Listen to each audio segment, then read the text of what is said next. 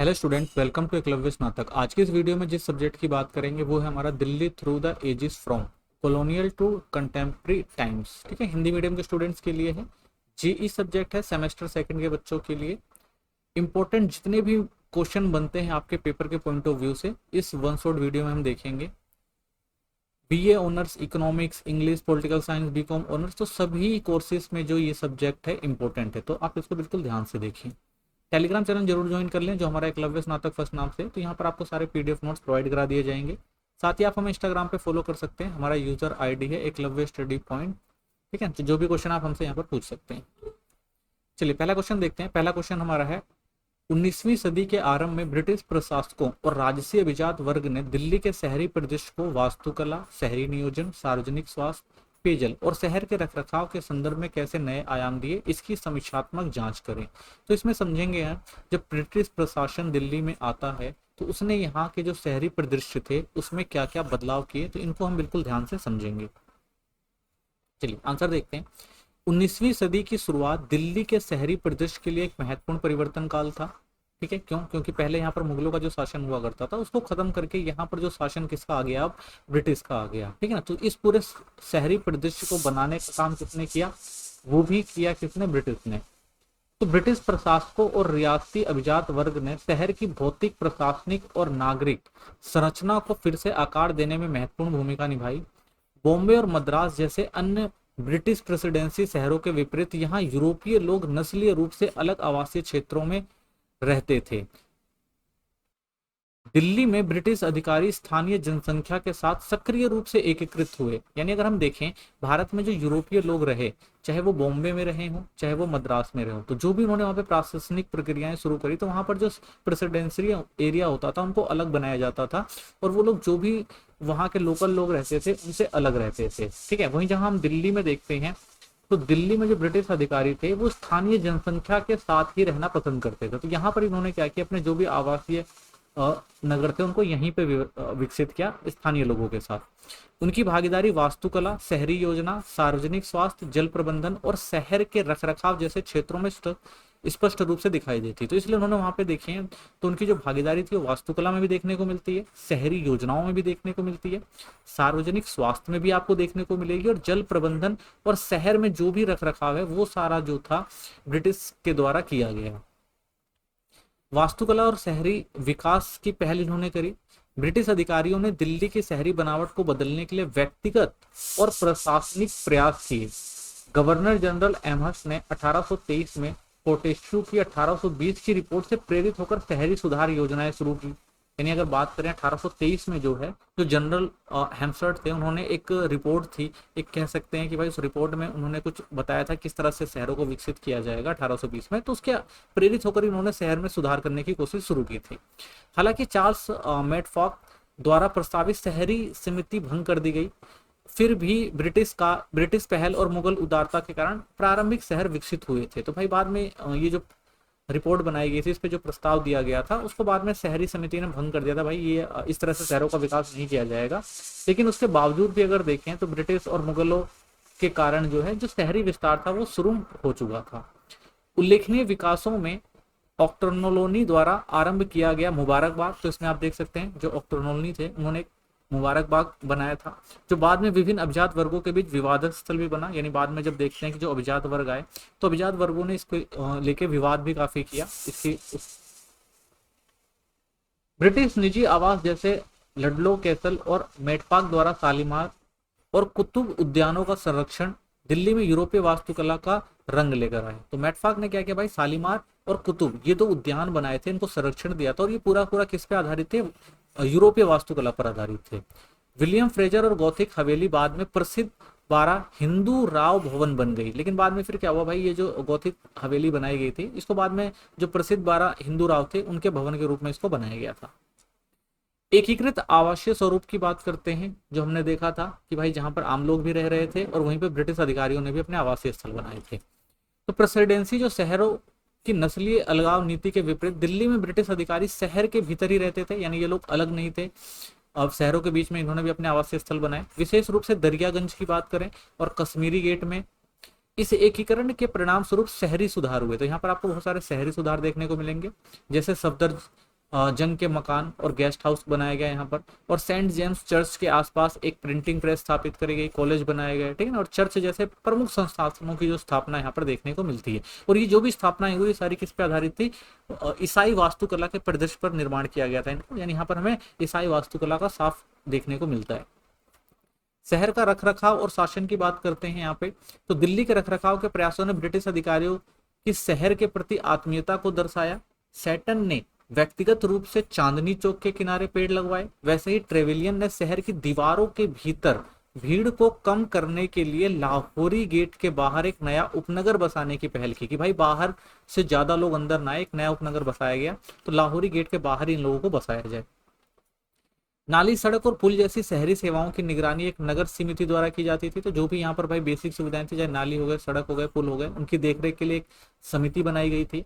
धार्मिक और परोपकारी जमीनें जैसे वक्फ हो गया, तेजुल आदि, जो संस्थाओं की जमीनें होती है, को कोतवाल के नियंत्रण से हटाकर एक विशेष दरोगा को सौंप दिया गया, ठीक है ना। तो जो जमीन जिनकी होती थी तो उनपे जो नियंत्रण था, तो इन सारी जमीनों का नियंत्रण जो था पहले एक कोतवाल के पास होता था, लोकल अथॉरिटी के पास होता था, लेकिन बाद में इसे एक दरोगा के पास सौंप दिया गया कि भाई वो इसका रख रखाव करेगा। हालांकि दिल्ली गजट ने पिछली गलियों की खराब देखरेख और हिंदू व्यापारी वर्ग की सार्वजनिक भागीदारी की कमी पर चिंता जताई। तो भाई वहां पर कहा गया कि जो दिल्ली गजट था वहां पर जो गलियां थी वो बहुत ज्यादा खराब थी, ठीक है, उनकी देखरेख का कोई ध्यान नहीं रखा जाता था। साथ ही जो हिंदू व्यापारी वर्ग था वो भी जो था इनको ठीक करवाने में या इनके लिए काम करने में कोई भी दिलचस्पी नहीं दिखाता था, तो इसके लिए बहुत सारी चिंता भी जताई गई थी। कुछ अपवाद जैसे राजा हिंदू राव और अहमद अली खान को छोड़कर, लेकिन ऐसा नहीं है, कुछ जो राजा थे जैसे हिंदू राव थे और अहमद अली खान थे, तो इन्होंने तो क्या किया, इन सब चीजों के लिए काम भी किया था। जन स्वास्थ्य और जल आपूर्ति चुनौतियां, तो जन स्वास्थ्य एक गंभीर चिंता बन गया, जो सीधे जल की गुणवत्ता और स्वच्छता से जुड़ा हुआ था। कुओं का सारा पानी हैजा और मलेरिया जैसी बीमारियों का कारण बना। तो सबसे बड़ी समस्या यहाँ पर पानी की थी, और पानी में भी इसलिए समस्याएं होती थी क्योंकि रख रखाव नहीं किया जाता था, स्वच्छता नहीं थी यहाँ पर, ठीक है ना। जो भी जल से जुड़ी हुई चीजें थी उनमें जो है साफ सफाई का ध्यान नहीं दिया जाता था, चाहे वो कुएं वगैरह हो गए हों। तो इस वजह से जो है यहाँ पर बहुत सारी स्वास्थ्य संबंधी समस्याएं देखने को मिलती है। मिस्टर मर्सस और चार्ल्स मैटफॉक द्वारा अली मर्दान नहर को पुनर्निर्मित करने के प्रयासों की शुरुआत में जनता में खुशी फैलाई गई थी। यानी शुरुआत में क्या हुआ भाई, यहाँ पर पानी की कमी थी, तो अली मर्दाना एक नहर हुआ करती थी, उसको पुनर्जीवित यानी फिर से बनाया गया और जीवित किया गया ताकि पानी की समस्या हल की जा सके। हालांकि अबोहा क्षेत्रों में अधिक सिंचाई के कारण नहर फिर से सूख गई, लेकिन आसपास के क्षेत्रों में भाई खेती होती थी और इस नहर से ज्यादा पानी लिया जाता था, जिसकी वजह से क्या हुआ, ये नहर जो है वो सूख गई, पानी की कमी हो गई यहाँ पर। लॉर्ड एलनब्रो द्वारा बनाया गया लाल डिग्गी जलाशय के रूप में कार्य करने के लिए बनाया गया था। तो ऐसे भाई बहुत सारे महत्वपूर्ण काम के लिए लाल डिग्गी जलाशय बनाया गया था, लेकिन इसका भी कुप्रबंधन के कारण इसके जल संकट सुलझाने के बजाय बाढ़ उत्पन्न कर दी। तो भाई ये जो बनाया गया इसका कुप्रबंधन, यानी इसको ढंग से बनाया नहीं गया, इसकी देखरेख ढंग से नहीं करी गई, तो इसने जल संकट को सुलझाया तो नहीं, बल्कि यहाँ पर इतना पानी भर दिया जो बाद में क्या बना, बाढ़ का कारण बना। तो ये भी एक समस्या हुई। स्वास्थ्य ढांचा और विधायी उपाय की बात करते हैं।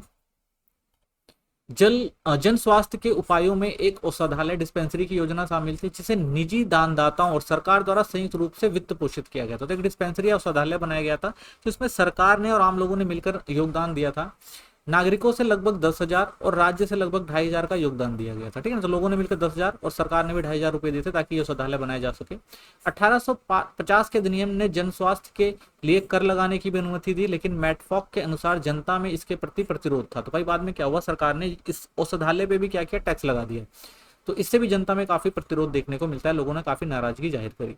नेपियर ने साफ सिंचाई और सख्त पुलिस व्यवस्था की आवश्यकता पर जोर दिया। तो नेपियर उस समय जो था उसने यहाँ पे ये सब चीजें देखी, तो बताया कि भाई यहाँ पर साफ सुविधाओं की कमी है, सिंचाई की व्यवस्था करानी चाहिए सरकार को, ठीक है ना, और पुलिस व्यवस्था भी बनाए रखनी चाहिए ताकि जो भी नियम बनाए गए हैं उनका सख्ती से पालन हो सके, ताकि दिल्ली को भारत की किसी भी हिस्से जितना स्वस्थ बनाया जा सके। तो मेन मकसद ये था भाई कि दिल्ली को भी एक स्वस्थ और अच्छा बनाया जा सके, तो ये जो थी पहल करने के प्रयास किए गए थे। तो कह सकते हैं हम 19वीं सदी की शुरुआत में दिल्ली जो थी वो ब्रिटिश प्रशासकों और रियासती अभिजात वर्ग के योगदान से थोड़ा शहर की संरचना में बदलाव देखने को मिलता है। यहाँ पर वास्तुकला का प्रयास किया गया, नए उपनगर स्थापित किए गए, स्वास्थ्य सुधार और जल प्रबंधन पर ध्यान दिया गया, ठीक है ना, नगरीय व्यवस्था अच्छी करी गई, और जो पुराने मुगल शहर थे उनको आधुनिक रूप प्रदान किया गया, भविष्य की राजधानी के रूप में इसे तैयार किया गया, ठीक है ना। और औपनिवेशिक शासन भी था, क्योंकि यहीं से पूरा शासन जो ब्रिटिश चला रहे थे, और जो पारंपरिक शहर थे उनको फिर से सौंदर्यकरण किया गया, ठीक है। और प्रशासनिक सीमाएं और सार्वजनिक प्रतिरोध के बावजूद इन आज भी अगर आप देखें तो दिल्ली जो है और शहरी इतिहास में सम्मानित है। आज भी बहुत सारे बदलाव आपको यहाँ पर देखने को मिलते हैं। यहाँ पर आपको मुगलों की वास्तुकला देखने को मिलेगी यहाँ पर, और ब्रिटिश की वास्तुकला देखने को मिलेगी। तो जो भी यहाँ पर बदलाव आए आज भी आप देख सकते हैं। आइए नेक्स्ट क्वेश्चन देखते हैं। अगला जो हमारा क्वेश्चन है वो है 1857 की क्रांति का दिल्ली पर प्रभाव का विश्लेषण कीजिए। सामाजिक विभाजनों, लूटपाट, जनसंख्या परिवर्तन, शहरी विन्यास और उपनिवेशीय पुनर्निर्माण के संदर्भ में कि भाई जो 1857 की क्रांति थी उसका क्या प्रभाव पड़ा दिल्ली पे, और उपनिवेशीय पुनर्स्थापना किस तरह से की, यानी उपनिवेशीय पुनर्निर्माण किस तरह से कराया गया 1857 के बाद। ठीक है, चलिए आंसर देखते हैं। 1857 की क्रांति, जिसे भारत का पहला स्वतंत्रता संग्राम भी कहा जाता है, ने दिल्ली पर गहरा व्यापक प्रभाव डाला। ठीक है, क्योंकि ये भारत का प्रथम स्वतंत्रता संग्राम था। कहा जाता है कि भाई औपनिवेशिक शासन के खिलाफ सबसे पहली ये सबसे बड़ी लड़ाई थी जिसने अंग्रेजों की नाक में दम किया, और इसका प्रभाव भी बहुत देखने को मिला हमें। क्रांति का प्रतीकात्मक और रणनीतिक केंद्र होने के कारण यह शहर युद्ध का मैदान बन गया। तो भाई जो भी रणनीतियां बनाई जा रही थी, जो भी प्रतिक्रिया दी जा रही थी, वो दिल्ली से ही दी जा रही थी। तो इसलिए ये शहर जो था वो पूरा का पूरा युद्ध का मैदान बन चुका था। सामाजिक ताने बाने में दरार, ब्रिटिशों की कठोर प्रतिक्रिया। तो यहाँ पर भाई बहुत सारे बदलाव आपको देखने को मिलता है। ब्रिटिशों ने कठोर प्रतिक्रिया दी इस विरोध के खिलाफ। जनसंख्या में विस्थापन देखने को मिला। इसके बाद शहरी संरचना में बहुत सारे बदलाव किए गए। इसने दिल्ली के जनसांख्यिकीय, स्थापत्य और राजनीतिक स्वरूप को इस हद तक बदल दिया कि एक औपनिवेशिक शहरी आदेश की नींव रख दी गई। ठीक है ना, तो इसमें पूरे परिवर्तन कराए गए ताकि भाई दोबारा से ऐसी चीजें ना हो सके। और इस समय ही देखते हैं कि ये पूरा एक औपनिवेशिक शहर बनकर जो है उभरा। क्रांति के दौरान जटिल सामाजिक संरेखण देखने को मिला हमें।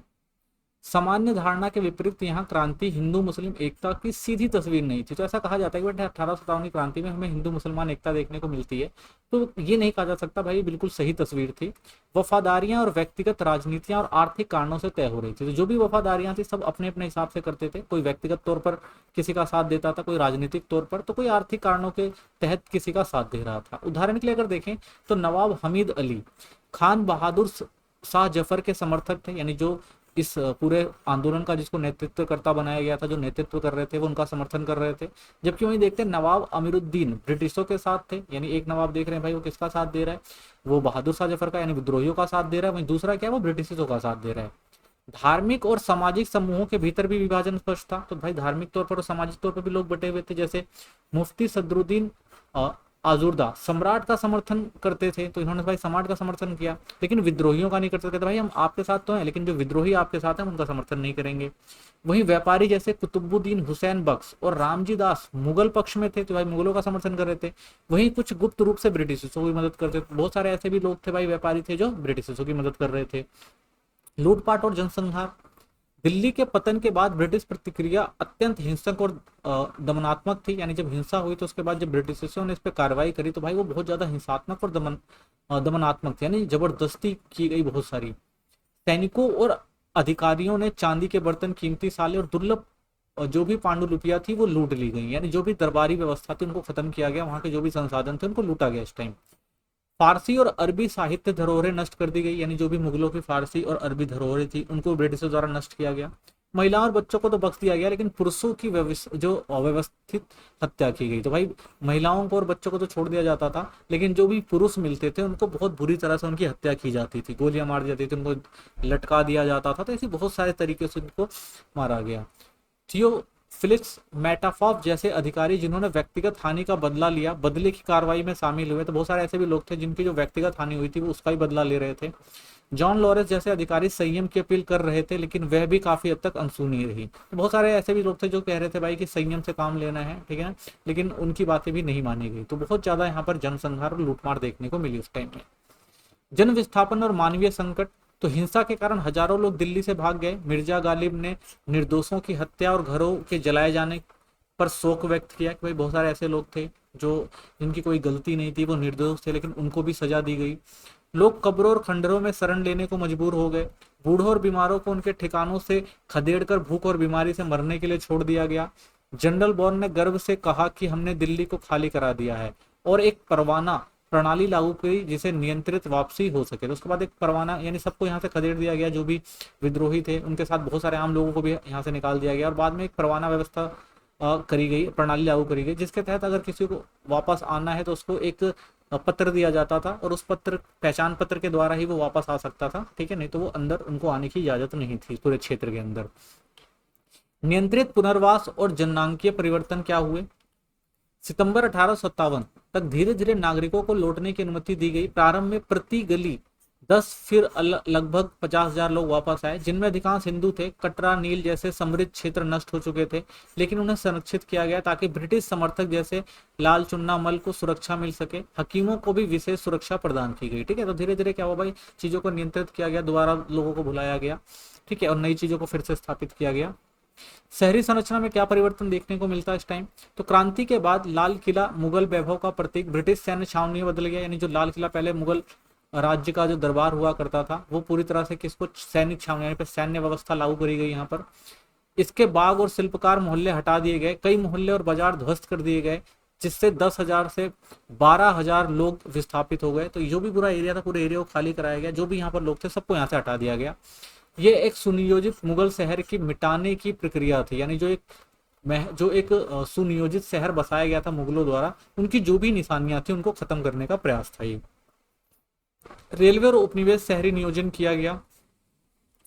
शहर की सबसे नाटकीय रूपांतरण रेल मार्ग के निर्माण से हुई, जिसने दिल्ली को पूर्व से पश्चिम तक विभाजित कर दिया।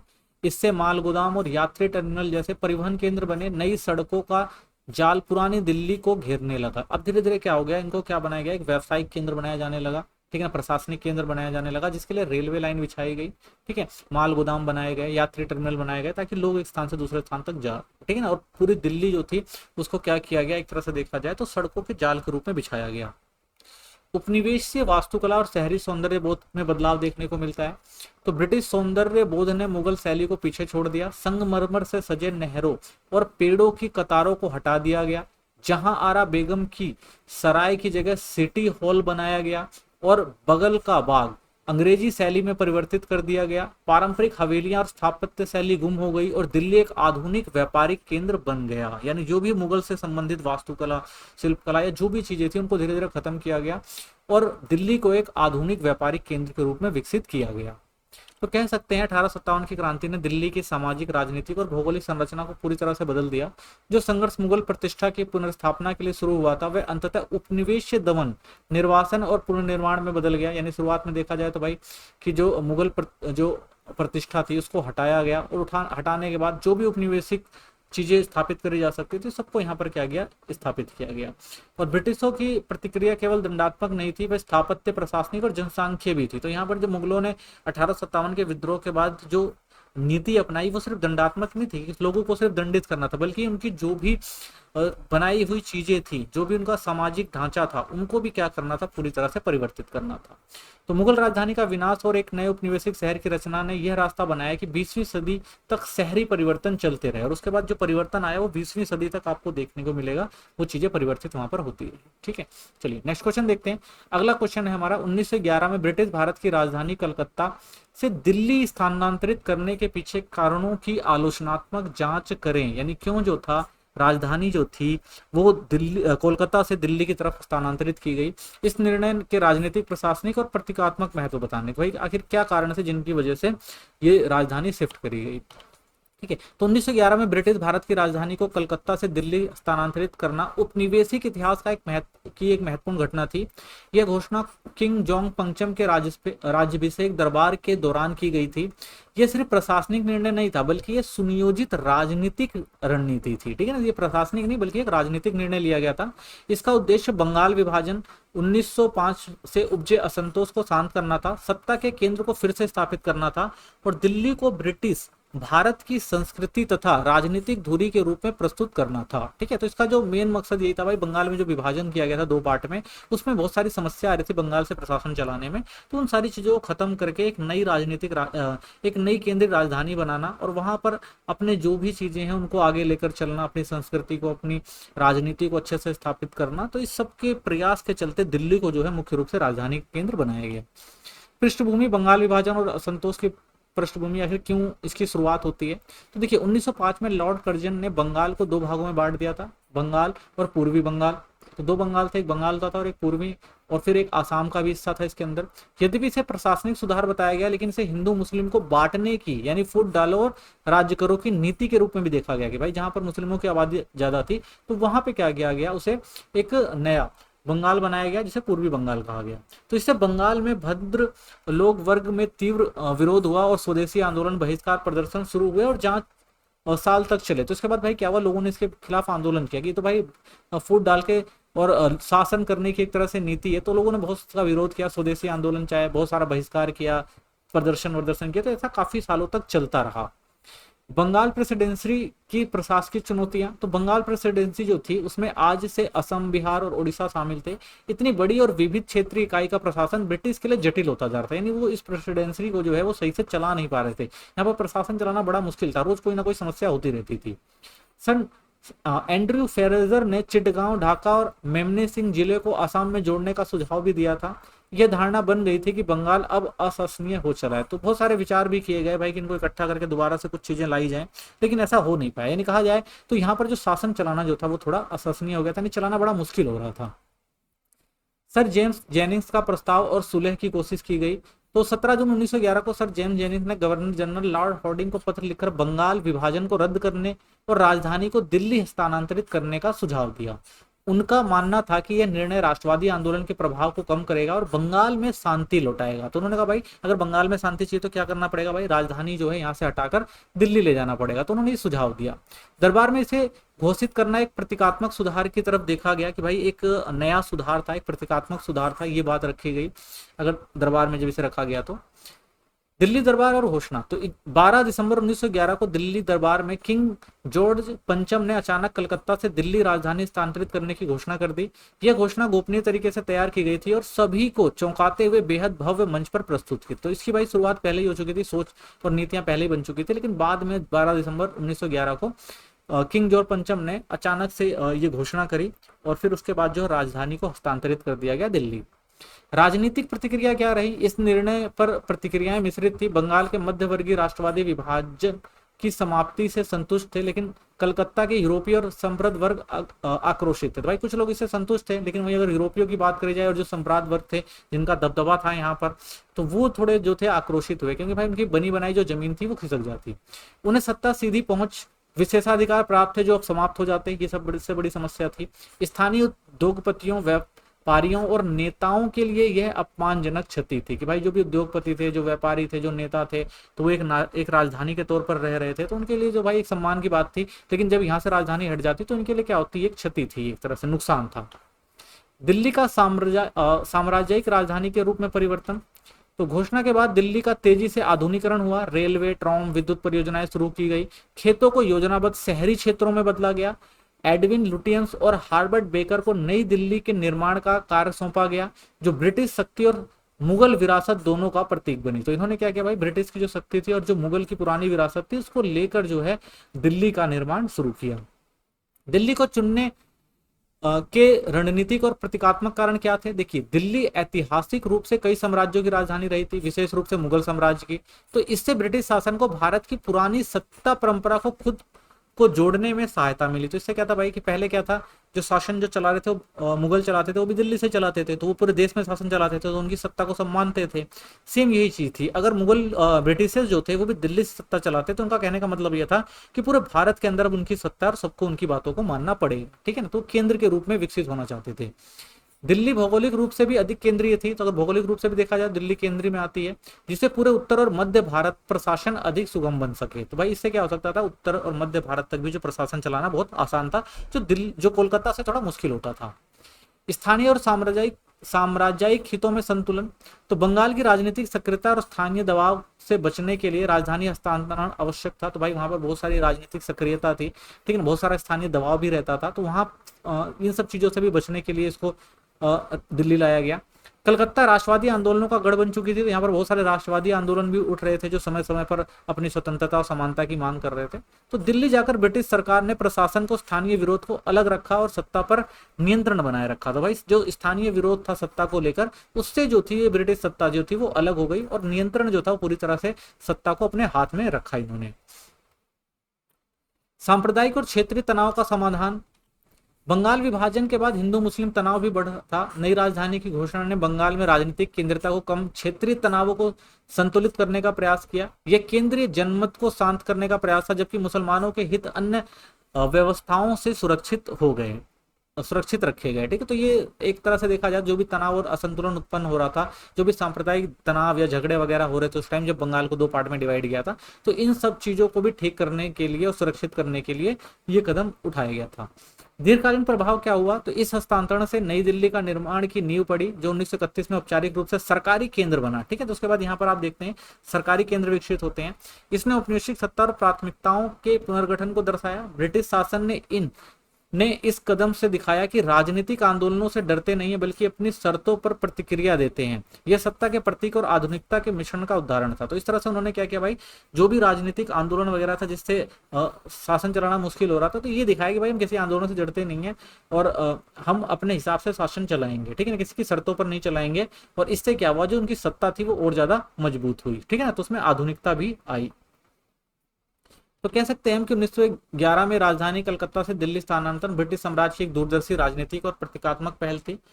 और इसने पहले राष्ट्रवादी असंतोष, प्रशासनिक बाधाओं और सत्ता के प्रतीकात्मक स्थानांतरण को संकलित किया, जहां इसके कुछ राजनीतिक वर्ग संतुष्ट हुए, वहीं कुछ ने कलकत्ता संप्रांत वर्ग हंसिए पर ला दिया गया। यह निर्णय भारतीय उपनिवेश इतिहास में सत्ता, शहरीकरण और विरोध के नए अध्याय की शुरुआत बना और अंततः दिल्ली भारत के स्वतंत्र संघर्ष का भी मुख्य मंच बना। तो देखा जाए तो भाई दिल्ली जो राजधानी बनाया गया, तो ये मुगलों के लिए बहुत इंपॉर्टेंट थी, क्योंकि यहाँ पे सत्ता चलाना बहुत आसान था, चीजों को संभालना बहुत अच्छा था। ठीक है, तो धीरे धीरे क्या हुआ भाई, दिल्ली जो थी उसने भी इन सब चीजों को समझा, यहाँ के लोगों ने भी सब चीजों को समझा, और बाद में दिल्ली जो थी वो स्वतंत्रता संघर्ष था, हमारी आजादी की लड़ाई का जो था प्रमुख केंद्र बनकर भी उभरती है। ठीक है, चलिए नेक्स्ट क्वेश्चन देखते हैं। अगला क्वेश्चन है, 1911 में कलकत्ता से राजधानी के स्थानांतरण के बाद दिल्ली में किए गए नगर नियोजन पहलों की आलोचनात्मक जांच करें। इन नियोजन प्रक्रिया के प्रशासनिक, वास्तुकला और सामाजिक पहलुओं पर चर्चा करो। यानी जब कलकत्ता से दिल्ली राजधानी स्थानांतरित हुई तो यहाँ पर नगर नियोजन किस तरह से स्थापित किया गया, इन चीजों को समझते हैं। 1911 में ब्रिटिश भारत की राजधानी को कलकत्ता से दिल्ली स्थानांतरित करने के बाद एक भव्य और जटिल शहरी विकास परियोजना शुरू करी गई। ठीक है, तो यहाँ पर क्या किया गया, एक बहुत ही जबरदस्त परियोजना लाई गई यहाँ के शहर निर्माण की। इस नए राजधानी शहर की योजना बनाना एक प्रशासनिक चुनौती था, क्योंकि पुरानी दिल्ली पहले से ही अनियोजित विकास और अव्यवस्थित बुनियादी ढांचे से जूझ रही थी। तो भाई हमारी जो पुरानी दिल्ली थी, कहा जाए, जो ब्रिटिश शासन के तहत बहुत ही ज्यादा अच्छी विकसित हो रखी थी, लेकिन धीरे धीरे क्या हो गया था, यहाँ पर जो व्यवस्था थी वो जो थी अव्यवस्थित थी और बुनियादी ढांचे जो थे वो कमजोर पड़ रहे थे। ठीक है, तो यहाँ पे हम देखते हैं पुरानी दिल्ली में बहुत सारी समस्याएं थी और एक साम्राज्य को स्थापित करने में।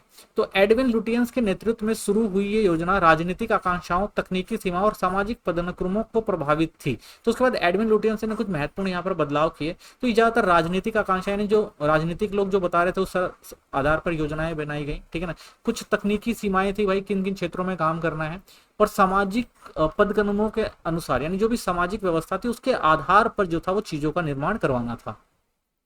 प्रारंभिक प्रशासनिक चुनौतियां क्या आई, 20वीं सदी की शुरुआत में दिल्ली नगर पालिका सीमित संसाधनों और बढ़ती जिम्मेदारियों से जूझ रहे थे, जैसे रेलवे विस्तार, सैन्य आवश्यकताएं, दरबारों के आयोजन ने इन चुनौतियों को और ज्यादा बढ़ा दिया। तो भाई पहले ही नगर पालिका की बहुत सारी जो सीमित संसाधन थे उनसे उनकी जिम्मेदारियां और ज्यादा बढ़ रही थी, और बाद में और नई चीजें आई, तो इससे क्या हुआ, उनकी चुनौतियां और बढ़ी, यानी शहर को संतुलित करना बड़ा मुश्किल हो गया। राजधानी स्थानांतरण के बाद शहरी आधारभूत संरचना, यानी जो भी आधारभूत जरूरत होती है एक शहर की, या सार्वजनिक जो स्वास्थ्य है और पर्यावरणीय जो सेवाएं हैं, उन पर दबाव तेजी से बढ़ा, क्योंकि यहाँ पर अब जनसंख्या ज्यादा आने लगी, लोग ज्यादा आने लगे, संसाधनों पर भी क्या हुआ, बहुत ज्यादा पड़ने लगा। तो थोड़ी ये समस्या देखने को मिलती है। राजनीतिक और सामाजिक प्रभाव क्या हुआ, बंगाल, यूनाइटेड प्रोविंसेस और पंजाब से अन्य नौकरशाहों, विधायकों और राजनीतिक समूहों की उपस्थिति से आवास और भूमि की मांग बढ़ गई, क्योंकि भाई अब ये जो था ये यूनाइटेड प्रोविंस बनाना था, यानी सारी जो सत्ता थी वो यहाँ पे से चलनी थी। ठीक है, तो इसलिए यहाँ पर क्या भाई, नौकरशाहों के लिए, विधायकों के लिए और राजनीतिक समूहों के लिए जो आवास बनाना जो था वो जरूरी था। तो इसलिए जो था यहाँ पर जो था शहरी क्षेत्र की जो मांग वो धीरे धीरे बढ़ने लगी। तो इसे प्रबंधित करने के लिए ब्रिटिशों ने दिल्ली इनक्लेव लगभग 1290 वर्ग किलोमीटर स्थापित किया, जिसमें दिल्ली जिला और यमुना पार के कुछ भाग शामिल थे। ठीक है ना, तो क्षेत्र विस्तार किया गया ताकि जो भी चीजें बनाई जा रही हैं, जो भी आवास स्थल बनाए जा रहे हैं, वो कंप्लीट किए जा सके। तो उसके लिए कुछ चीजें इन्होंने तय करी।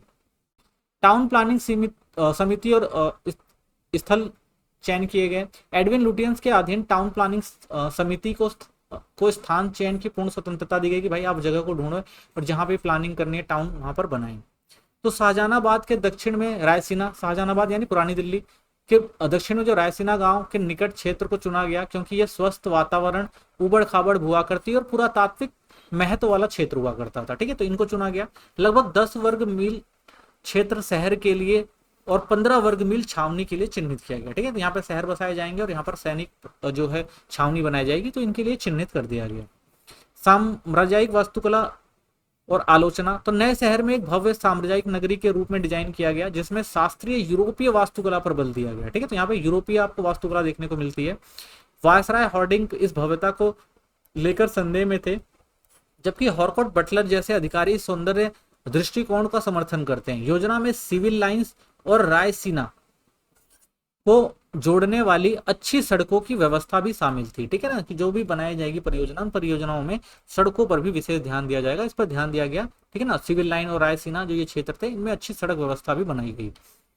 अनियोजित विस्तार और स्थानीय वस्तुओं का प्रबंधन। पुरानी दिल्ली के अनियोजित विस्तार और उसके सौंदर्यात्मक अशुद्धियों को नई राजधानी में प्रवेश से रोकने के लिए कड़े नियंत्रण भी सिफारिश की गई। जोनिंग और दीर्घकालीन नगरीय नियंत्रण की अवधारणा यहीं से उभरने लगी। तो भाई जो भी नई चीजें हो रही थी उसमें फिर से समस्या ना आ जाए। ठीक है, उनकी जो सौंदर्यात्मक अशुद्धियां हैं वो लोगों को ना दिखाई दें, इसलिए यहाँ पर क्या किया गया, कड़े नियम बनाए गए। ठीक है ना, और नियंत्रण किया गया कि भाई हर किसी को जो है यहाँ पर आने से रोका जाएगा, हर कोई यहाँ पर नहीं आ सकता। ठीक है ना, वेस्टर्न एक्सटेंशन एरिया का विकास किया गया। तो कामगारों, विस्थापित परिवारों और नए प्रवासियों को बसाने के लिए सदर बाजार के पश्चिम और दक्षिण पश्चिम में करोल बाग के पास क्षेत्र चिन्हित किए गए। तो भाई जो बाहर के लोग थे उनको बसाने के लिए अलग से बाजार बनाए गए, जैसे सदर बाजार हो गया। ठीक है ना, तो इस तरह के, और करोल बाग होगा, तो इस तरह से जो जगह आसपास के क्षेत्र थे उनको विकसित किया गया। इसे बाद में वेस्टर्न एक्सटेंशन एरिया नाम दिया गया और नियोजित सड़कों और प्लॉटों के साथ विकसित किया गया। हालांकि वास्तुशिल्प दिशा निर्देशों की अनदेखी गई। तो यहाँ पर भाई आपको जो है वो वास्तुशिल्प वगैरह नहीं देखने को मिलता, बस यहाँ पर क्या अनियमित तरीके से जो भी चीजें थी वो बनवाई गई थी। ठीक है ना, खासतौर पर उन लोगों के लिए जो विस्थापित लोग थे। पहाड़गंज का समावेश और आधारभूत योजनाएं। राजधानी योजना में पहाड़गंज को शामिल किया गया और यह नया रेलवे स्टेशन प्रस्तावित किया गया। यहाँ पर एक नई सड़क सिविल लाइंस को रायसीना से जोड़ते हेतु सदर बाजार और झंडेवालान से होकर प्रस्तावित की गई। काबुल और अजमेरी गेट के बीच शहर की दीवार को गिराने और खाई भरने की योजना बनाई गई। तो इनके बीच में जो खाई थी उनको भी हटाने की बात करी गई। ठीक है, तो हम देख रहे हैं भाई कि पहाड़गंज में नई रेलवे सड़क सिविल लाइंस, ठीक है ना, और में अगर आप देखते हैं काबुल हो गया, अजमेरी गेट, तो इनके बीच में भी जो शहर की जो दीवार थी उनको गिरा के इनको भी क्या किया गया, खाई भर के इकट्ठा किया गया। प्रथम विश्व युद्ध और रेलवे परिवर्तन के कारण धीमी प्रगति। प्रथम विश्व युद्ध ने कई योजनाओं को बाधित किया था। Agra Delhi highway, Agra Delhi chord railway के पुनर्निर्देशन से दक्षिण और पश्चिम विस्तार में विकास धीमा हुआ। तो भाई उस समय क्या हुआ था, प्रथम विश्व युद्ध चल रहा था, तो उस समय कुछ जो परियोजनाएं थी वो धीमे हो गई थी। 1917 में नजूल भूमि को साम्राज्यिक सरकार को स्थानांतरित करने का प्रस्ताव रखा गया, जो 1924 में पूरा भी किया गया। फिर आसपास के जो भी इलाके थे, जो भी नजूल भूमियां थी, उन सबको क्या किया गया भाई, अपने कंट्रोल में लिया गया ब्रिटिश साम्राज्य सरकार द्वारा। सामाजिक विभाजन और वर्ग आधारित बुनियादी ढांचा। तो शहरी नियोजन में वर्गीय भेदभाव स्पष्ट था। म्यूटिनी, मेमोरियल रोड जैसे मार्ग विशिष्ट मार्गों के लिए आरक्षित किए गए, यानी हर कोई यहाँ पर नहीं आ सकता था, विशिष्ट मार्ग थे।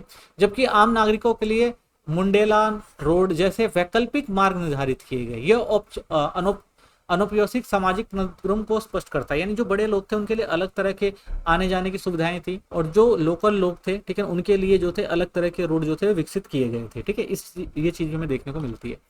दरियागंज और छावनी क्षेत्र का पुनर्विकास किया गया। तो दरियागंज के विकास के लिए नगर पालिका को धन जुटाना पड़ा।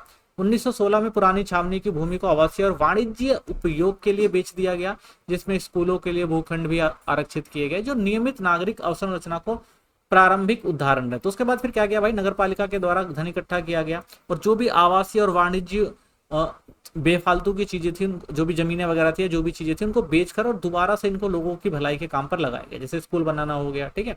तो ये सारी चीजें जो थी वहां पर शुरुआत करी गई। तो कह सकते हैं हम राजधानी स्थानांतरण के बाद दिल्ली टाउन प्लानिंग कार्यक्रम साम्राज्यिक दृष्टि और शहरी प्रबंधन की व्यवहारिक समस्याओं का सम्मिलन था, ठीक है ना। यहाँ पे हमें दोनों चीज देखने को मिलती है, एक तो स्थानांतरण किया गया, दूसरा टाउन प्लानिंग करी गई, और साथ में जो भी बनाया गया वो एक तरह से साम्राज्यिक दृष्टिकोण पर आधारित था।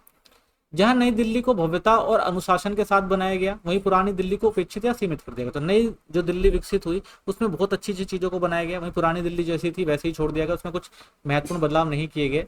यह योजना न केवल स्थापत्य अभिलाषाओं को दर्शाती है, तो इस समय हमें यूरोपीय बहुत सारी स्थापत्य कला देखने को मिलती है, बल्कि ब्रिटिश राज की राजनीतिक, तो जो भी बनाया गया वो किससे केंद्रित है, वो राजनीति पर केंद्रित है, सामाजिक व्यवस्था और नस्ली विचारधारा को भी उजागर करते हैं। तो इस आधार पर भी जो भी ब्रिटिश वास्तुकला या जो भी टाउन प्लानिंग थी आप देख सकते हैं, ठीक है। आइए नेक्स्ट क्वेश्चन देखते हैं। अगला क्वेश्चन जो हमारा है वो है, ब्रिटिश भारत की नई राजधानी के रूप में नई दिल्ली के निर्माण के पीछे की वास्तुकला दृष्टि पर चर्चा करें। एडविन लुटियंस और हार्वर्ड बेकर क्या भूमिका निभाई, उनके डिजाइन में ब्रिटिश साम्राज्यवादी विचारधारा और भारतीय प्रभाव दोनों कैसे प्रतिबिंबित हैं। तो किस तरह से भाई डिजाइन किया गया नया राजधानी का, एडविन लुटियंस और हार्वर्ड बेकर ने क्या योगदान दिया, और किस तरह से उन्होंने भारतीय प्रभाव और जो यूरोपीय प्रभाव था दोनों को एक साथ प्रतिबंधित किया अपनी जो भी टाउन प्लानिंग थी उसके अंदर। 1911 में जब ब्रिटिश भारत की राजधानी को कलकत्ता से दिल्ली स्थानांतरित किया गया, तो नई दिल्ली की वास्तुकला मात्र शहरी विकास उपक्रम नहीं थी, यह एक प्रतीकात्मक राजनीतिक घोषणा थी। यानी इसको एक प्रतीकात्मक तौर पर बनाया गया कि भाई राजनीतिक तौर पर इसको उभारा जाएगा, यहाँ से शासन चलेगा। तो इस नई राजधानी को ब्रिटिश सत्ता की भव्यता कि भाई यहाँ पर पता लगना चाहिए कि ये जो राजधानी है उस पर सत्ता किसकी है, ब्रिटिश की है, तो उसके लिए बनाया जाएगा। स्थायी और प्रभुत्व हमारा है, तो उसके आधार पर प्रस्तुत करना था। तो साथ ही इसे भारत को साम्राज्यिक अतीत, विशेष रूप से मुगल विरासत से भी जोड़ा जाना था। तो दोनों चीजें रखी गई इसके अंदर, एक तो जो साम्राज्यिक अतीत था उसको लिया गया, और साथ में जो देखा जाए ब्रिटिश जो मुगल पीरियड था उन्होंने जो जो चीजें करी उनको भी इस चीज के अंदर शामिल किया गया, जहाँ पर जो भी चीजें बनाई गई।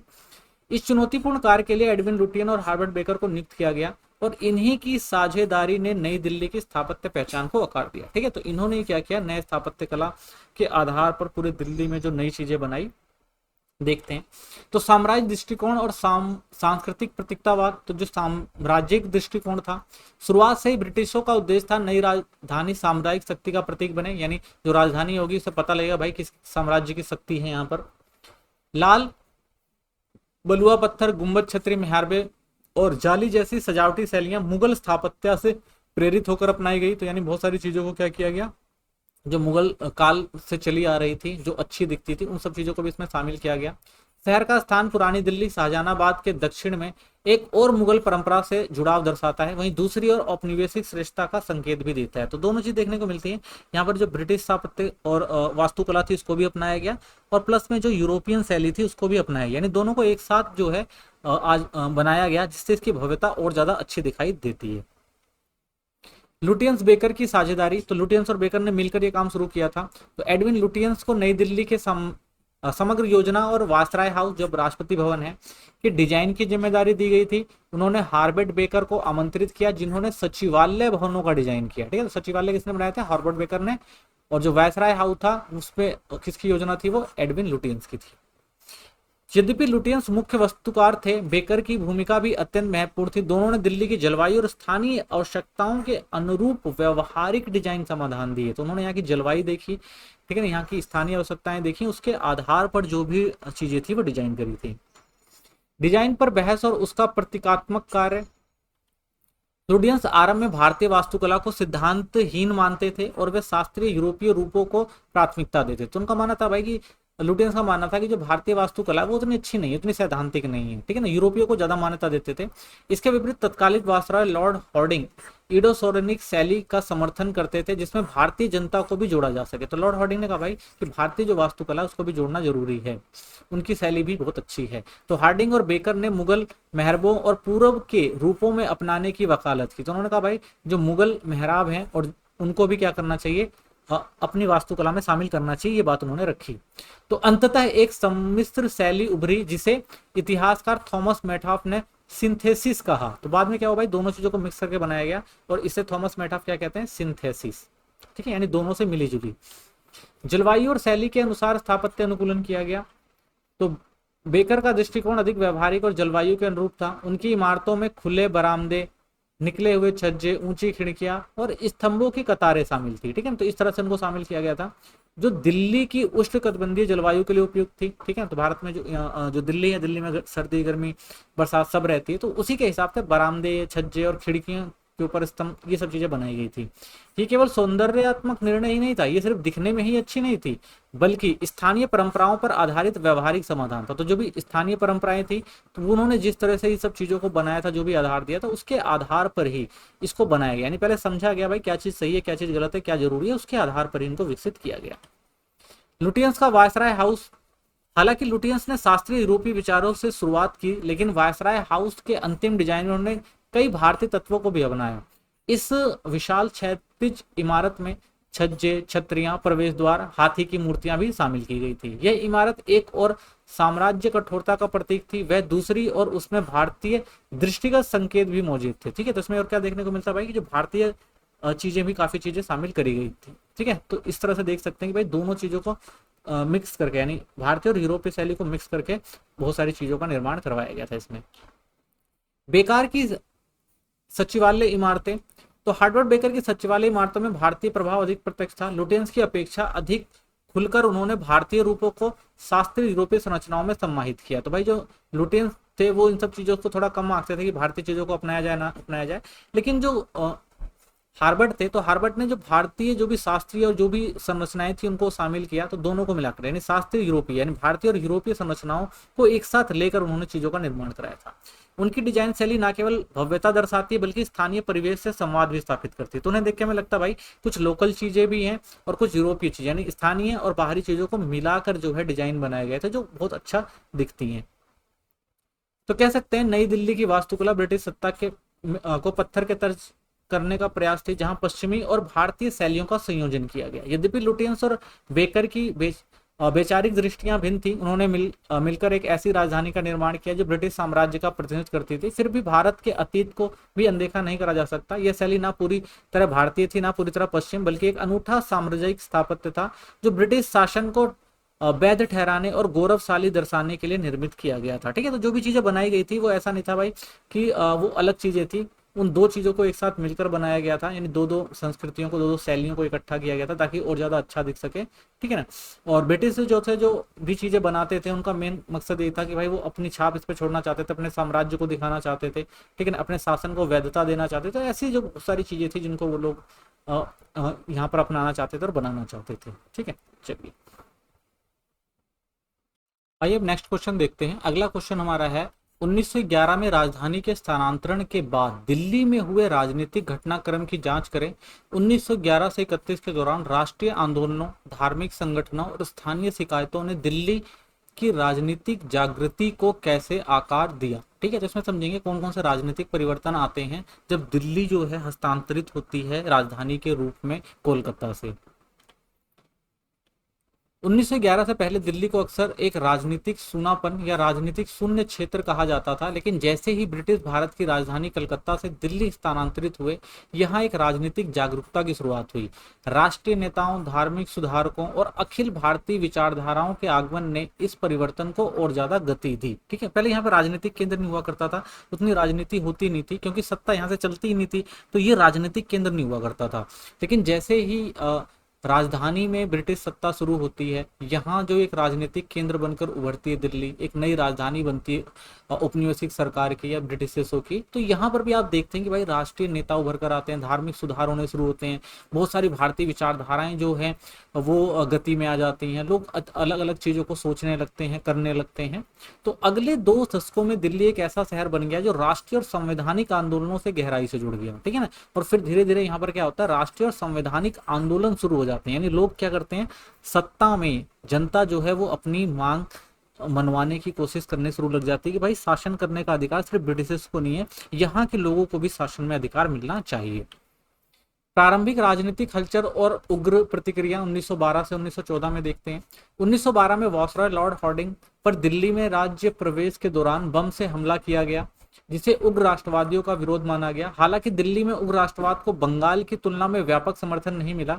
1914 के दिल्ली लाहौर षड्यंत्र में केवल कुछ स्थानीय व्यक्ति जैसे अमीर चंद ही शामिल थे। ठीक है, तो भारत में देखा जाए दिल्ली के अंदर जो ये विरोध हो रहा था, राजनीतिक विरोध हो रहा था, तो उसमें उग्र विरोध जो था वो यहाँ के लोगों ने ज्यादा नहीं किया, वो उतना व्यापक नहीं था। बस कुछ लोग जो थे इसमें शामिल हुए, जैसे अमीर चंद। खिलाफत आंदोलन और मुस्लिम राजनीतिक चैतन्य का उदय हुआ। दिल्ली की राजनीति में तेजी से गर्माहट आई। खिलाफत आंदोलन के कारण अली बंधु मोहम्मद अली और शौकत अली 1912 में दिल्ली आ गए और इसके केंद्र में आ गए। इनके पत्र कॉमरेड और उर्दू हमदर्द लोकप्रिय हो गए।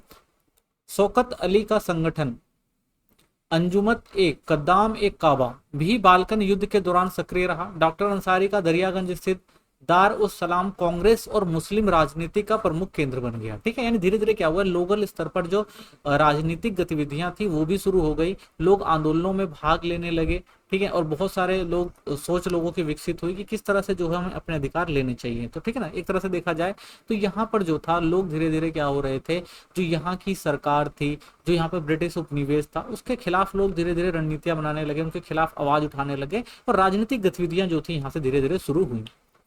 उदार राजनीति और धार्मिक सुधार आंदोलन। दिल्ली के युवा हिंसक राष्ट्रवाद से दूर रहे, जिसका श्रेय मोहम्मद अली जैसे संवैधानिक नेताओं को जाता है। जो आर्य समाज का प्रभाव विशेषकर जाट समुदाय में बढ़ने लगा।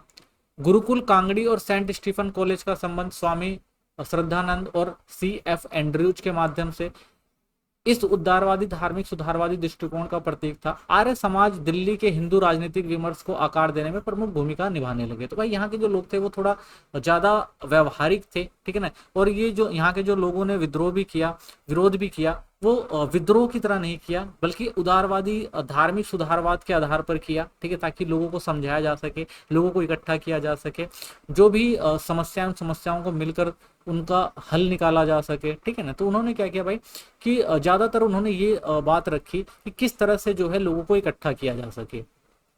ठीक है, तो इस तरह से धीरे धीरे यहाँ पर भी देखने को मिलता है कि कुछ राजनीतिक प्रक्रियाएं जो हैं वो धार्मिक स्तर पर कह लो या स्थानीय स्तर पर कह लो शुरू हो चुकी थी।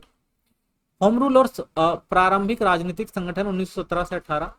1915 से 17 के बीच जब अली बंधु जेल में थे, दिल्ली की राजनीतिक गतिविधियां बंद पड़ गई। 1917 में एडविन मॉन्टेस्क्यू की यात्रा की संभावना से पुनर्जीवित हुआ। डॉक्टर अंसारी, मिस जी माइनर, असफ अली और प्यारे लाल जैसे नेता सक्रिय हुए। तो 1917 में इंडियन एसोसिएशन की स्थापना हुई, जिसने दिल्ली विशिष्ट मांगे उठाई, जैसे कि दिल्ली को गवर्नर प्रांत बनाना, अलग उच्च न्यायालय और विश्वविद्यालय की स्थापना। ठीक है, तो धीरे धीरे क्या हुआ, दिल्ली को और अच्छा बनाने के लिए, दिल्ली में बेसिक सुविधाएं देने के लिए और दिल्ली के प्रांतीय स्तर पर काम करने के लिए बहुत सारी आवाजें उठने लग गई। ठीक है ना, और बहुत सारे नेता जो थे वो भी सक्रिय हुए और बहुत सारे बदलाव की बात जो है दिल्ली क्षेत्र में होने लग गई कि भाई यहाँ पे भी जो है स्थानीय वो सारी चीजें होनी चाहिए जो एक शहर के पास होती हैं और सबको उसकी सुविधा मिलनी चाहिए। जन असंतोष और सामाजिक आर्थिक कठिनाइयां 1918 से 21 में देखते हैं। प्रथम विश्व युद्ध के बाद महंगाई, बढ़ते किराए, आयकर और फ्लू महामारी से जनता में असंतोष बढ़ा दिया। इस माहौल में गांधी जी का रॉयल सत्याग्रह दिल्ली में ही पहुंचा। 7 मार्च को गांधी जी ने दिल्ली में सभा को संबोधित किया, जिसमें 120 लोगों ने सत्याग्रह की प्रतिज्ञा ली। दिल्ली में आंदोलन का नेतृत्व स्वामी श्रद्धानंद ने किया। यानी धीरे धीरे राष्ट्रीय आंदोलन जो था वो भी दिल्ली तक पहुंचा। महात्मा गांधी भी यहाँ पर आए, इन्होंने भी अपना एक रॉयल जो सत्याग्रह था उसको आगे बढ़ाया। धीरे धीरे लोग जो थे वो सत्याग्रह से जुड़ने लगे, अपने अधिकार के लिए लड़ने लगे, अपनी स्वतंत्रता के लिए लड़ने लगे और धीरे धीरे यहाँ पे भी जो जन आंदोलन की जो शुरुआत हुई और लोग जन आंदोलनों में शामिल होने लगे। असहयोग आंदोलन और सांप्रदायिक सौहार्द। 1920 में शुरू हुआ आंदोलन, असहयोग आंदोलन जो था वो दिल्ली में भी गूंजा। प्यारे लाल और हकीम अजमल खान ने उपाधियां छोड़ दी। हिंदू कॉलेज के प्राचार्य गिदवानी ने इस्तीफा दे दिया। दिल्ली की खासियत यह थी कि यहाँ हिंदू मुस्लिम सौहार्द बना रहा।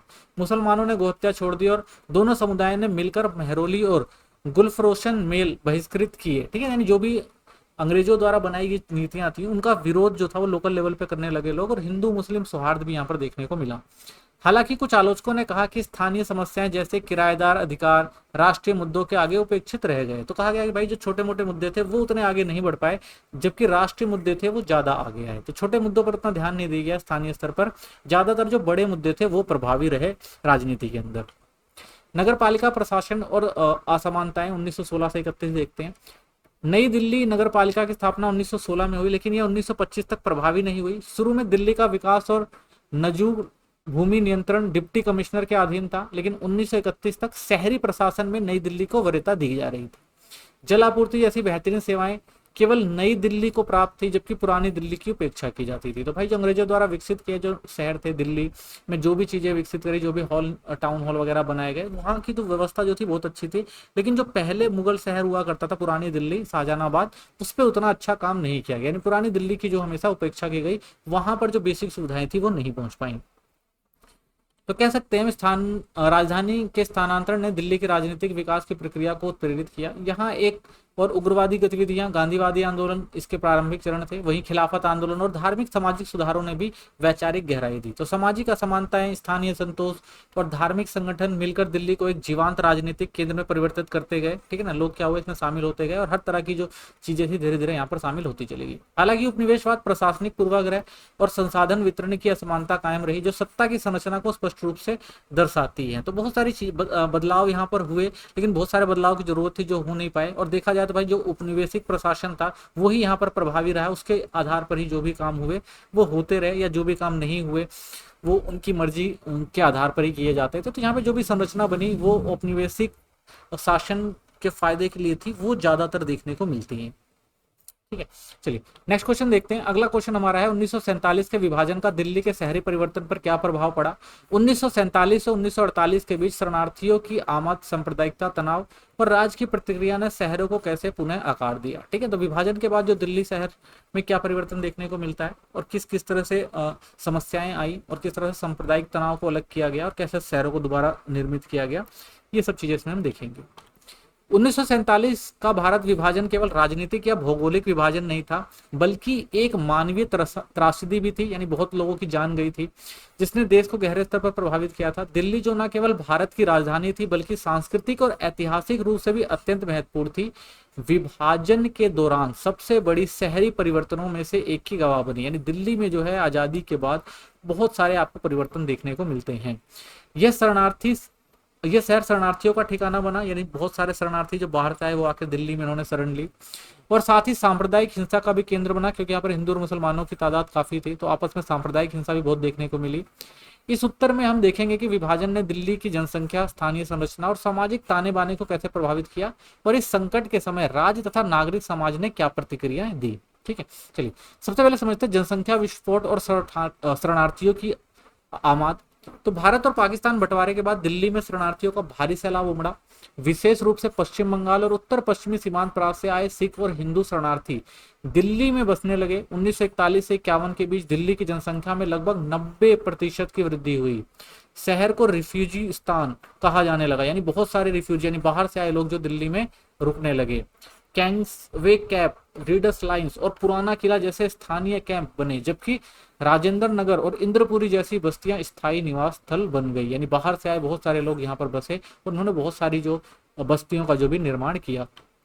सांप्रदायिक हिंसा और मुस्लिम जनसंख्या में गिरावट। विभाजन के समय दिल्ली समुदाय को खास तौर पर निशाना बनाया गया। रोहतक और मेरठ जैसे ग्रामीण इलाकों में दिल्ली पहुंचे मुस्लिम भी दंगे के कारण सुरक्षित नहीं थे। 1941 में दिल्ली की जनसंख्या में मुसलमानों की हिस्सेदारी 33.22% थी, जो 1951 में घटकर 5.71% रह गई। करोल बाग, सब्जी मंडी और पहाड़गंज जैसे क्षेत्रों में मुसलमानों को जबरन उनके घरों से निकाल दिया गया। ठीक है, तो आपने पढ़ा ही होगा ये सांप्रदायिक जो हिंसा हुई थी आजादी के समय, तो उसका भी जो है खामियाजा भुगतना पड़ा था बहुत ज्यादा, और बहुत सारे जो लोग थे यहाँ से विस्थापित हुए थे, खासकर मुसलमानों की जो भारी तादाद पे जो आबादी थी वो विस्थापित हुई थी। राज्यों की निष्क्रियता और पुलिस का पक्षपात। इस दौर में कानून व्यवस्था लगभग समाप्त हो गई थी। पुलिस सांप्रदायिक रूप से पक्षपाती बन गई थी। कनॉट प्लेस और ओडियन सिनेमा के पास एक बड़ी लूटपाट हुई, पर पुलिस मूक दर्शक बनी रही। स्वयं प्रधानमंत्री नेहरू को हिंसा रोकने के लिए हस्तक्षेप करना पड़ा, जिससे राज्य की व्यवस्था स्पष्ट हुई। तो देखा जा सकता है भाई इतने बड़े पैमाने पर हिंसा हो रही थी, तो बहुत सारे सांप्रदायिक दंगे हो रहे थे, तो उनको कंट्रोल में करना भी बहुत ज्यादा मुश्किल था। ठीक है ना, यहाँ तक कि नेहरू को खुद अपील करनी पड़ी थी, नेहरू जी को, कि ये सब चीजें बंद होनी चाहिए। निराश के शिविर, पुराना किला और हुमायूं का मकबरा। तो निराशा के शिविर बहुत सारे आपको देखने को मिलते हैं। पुराना किला शरणार्थियों से भर गया, लगभग 80,000 लोग बिना पर्याप्त पानी, शौचालय या सुविधाओं के वहां पर रह रहे थे। मुस्लिमों के पलायन के कारण इन शिविरों में 1.6 लाख से अधिक लोग पाकिस्तान रवाना हुए जो नहीं जा सके, वे कानूनी और सामाजिक अस्पष्टता में फंस गए।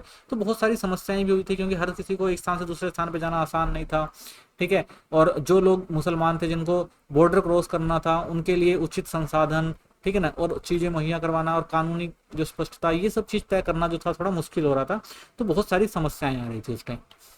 संपत्ति का नुकसान और पहचान का संकट, बहुत से मुस्लिमों की संपत्ति को त्यक्त संपत्तियां घोषित कर दिया गया, भले ही उन्हें स्थायी रूप से देश ना छोड़ा हो, कानूनी रूप से अधिकार प्राप्त करना कठिन हो गया। यानी जो भी लोग मुसलमान थे उनकी जो संपत्तियां थी वो जब्त कर दी गई, ठीक है ना, और उनको क्या किया गया भाई, अलग रख कर दिया गया, उनको हटा दिया गया उस संपत्ति से। बेशक से वो लोग यहाँ रह रहे हो लेकिन उनको उनकी संपत्ति के अधिकार से हटा दिया गया। मुस्लिमों को मुस्लिम बहुल क्षेत्रों में रहने के लिए मजबूर किया गया, जिससे शहर में अलगाववाद और गेटो जैसी स्थिति भी बनी। तो कई जगह हमने देखा भाई एक ऐसे कुछ शहर ऐसे विकसित हुए जहां पर मुस्लिमों की आबादी ज्यादा थी, तो इससे भी बहुत सारी समस्याएं हमें देखने को मिलती हैं उस समय। गांधी जी का नेतृत्व और हस्तक्षेप, महात्मा गांधी ने सांप्रदायिक सौहार्द के लिए उपवास किए और करो या मरो की भावना के साथ कार्य किया। उनका नैतिक बल शांति स्थापना के लिए प्रेरणा बना। जनवरी 1948 में उनकी हत्या कर दी गई, एक दुखद घटना थी, लेकिन उसके बाद सबसे भयावह हिंसा थम गई। यह घटना सांप्रदायिक उन्माद के अंत की एक मनोवैज्ञानिक सीमा रेखा बन गई, ठीक है। तो बहुत सारी सांप्रदायिक दंगे लड़ाई झगड़े हो रहे थे, उसी टाइम में हमें देखने को मिलता है गांधी जी की मृत्यु हो जाती है। और गांधी जी की मृत्यु के बाद धीरे धीरे हम देखते हैं कि जो भी ये समस्याएं थी वो खत्म हो जाती है, जो भी सांप्रदायिक उन्माद, जो भी सांप्रदायिक झगड़े थे वो धीरे धीरे क्या होते हैं, समाप्त हो जाते हैं। मुसलमानों की वापसी और सामाजिक तनाव, मार्च 1948 से बड़ी संख्या में मुसलमान पाकिस्तान से लौटने लगे और अपनी संपत्तियां वापस लेने का प्रयास करने लगे। इससे हिंदू और सिख शरणार्थियों में असंतोष पैदा हुआ जो पहले से उन्हीं घरों में रह रहे थे। अखबारों ने उनकी वापसी को जासूसों और लीगियों के रूप में चित्रित किया, जिससे तनाव और ज्यादा बढ़ा। तो बहुत सारे लोग से वो आज़ादी के बाद पाकिस्तान से वापस लौटे मुसलमान, उन्होंने कहा भाई हम भी यहाँ रहना है, ठीक है ना, वो अपने घर और बारों को लेने लगे। लेकिन उन सब के लिए तब तक उन सब पे दूसरे लोग रह रहे थे, हिंदू और सिख वहाँ पर शरणार्थी बनकर रह रहे थे, ठीक है। तो उनसे में असंतोष पैदा हुआ, उनको लगा भाई ये लोग विदेशों से आए, ये जासूस वगैरह रूप में भी जो है चित्रित किया गया उन्हें, जिनसे काफी तनाव वगैरह भी बढ़े इस क्षेत्र में। संपत्ति विवाद और भ्रष्टाचार, बहुत से मामलों में मुस्लिम वापसकर्ताओं को अदालतों के आदेश के बावजूद संपत्ति नहीं मिली। संपत्ति अभिरक्षक के कार्यालय पर भ्रष्टाचार के आरोप लगे। कई बार वास्तविक मालिकों को अपनी संपत्ति पाने के लिए घूस देनी पड़ती थी या लंबी कानूनी प्रक्रिया भी झेलनी पड़ती थी। तो ये भी समस्या देखने को मिली। जो लोग वापस आए, जिन्होंने अदालतों का रुख किया, अदालतों में उनको उनकी संपत्ति दी भी गई, लेकिन उस संपत्ति को लेना इतना आसान नहीं था। बहुत सारा भ्रष्टाचार और समस्याएं थी। तो ये सब चीजें भी देखने को मिलती है। अविश्वास और निगरानी, 1948 के मध्य तक प्रशासन को पुनः दंगों की आशंका सताने लगी। खुफिया रिपोर्ट में कहा गया कि पाकिस्तान से अवांछित तत्व दिल्ली में प्रवेश कर रहे हैं।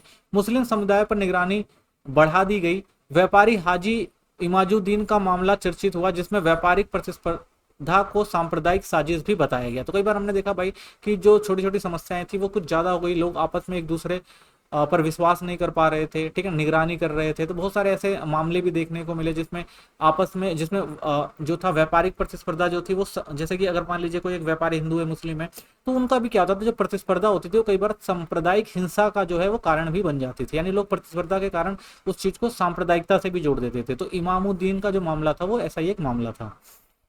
स्थानिक और सामाजिक विभाजन, नेहरू स्वयं मानते थे कि मुसलमान अब गैर मुस्लिम क्षेत्रों में सुरक्षित नहीं महसूस करते। सरकार ने उन्हें मुस्लिम क्षेत्रों में बसाने को प्रोत्साहित किया। इससे दिल्ली का सामाजिक नक्शा स्थायी रूप से बदल गया। जहां पहले विभिन्न समुदाय साथ रहते थे, उनका स्थानीय अलग गांव हो गया। तो कई क्षेत्रों में ऐसा देखा गया भाई जहां पर सांप्रदायिक हिंसा ज्यादा थी, तो जहां पर मुसलमानों की आबादी ज्यादा थी, तो वो क्षेत्र ज्यादातर मुसलमान क्षेत्र बन गए, ठीक है ना। तो इसका मतलब ये था कि भाई ताकि लड़ाई झगड़ा ये सब चीज ना हो पाए। लेकिन इसके बाद भी हम देखते हैं तो स्थानीय अलगाव जो है एक पनपता है इस क्षेत्र के अंदर। तो कह सकते हैं 1947 का विभाजन दिल्ली का केवल एक प्रशासनिक राजधानी से बदलकर एक शरणार्थी राजधानी बन गया। इसने शहर की जनसंख्या, स्थानीय संरचना और सामाजिक पहचान को पूरी तरह से बदल दिया। सांप्रदायिक हिंसा, राज्य की विफलताएं, शरणार्थियों की आमाद, गांधी जैसे नेताओं के प्रयास, इन सभी ने दिल्ली के चेहरे को बदल दिया।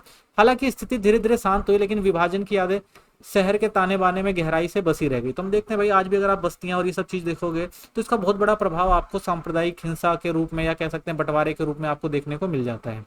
दिल्ली का यह अनुभव हमें बताता है कि राजनीतिक संकट कैसे किसी शहर को सामाजिक और मानवीय स्तर पर बदल देता है। तो ये भी जो राजनीतिक संकट था, जो भी ये समस्याएं थी, समस्याएं ने भी जो दिल्ली में बहुत सारे बदलाव देखे, बहुत सारी बस्तियों का निर्माण हुआ और बहुत सारे जो सामाजिक विभाजन हुए, तो ये सारी चीजें भी हमें देखने को मिलती है दिल्ली के अंदर।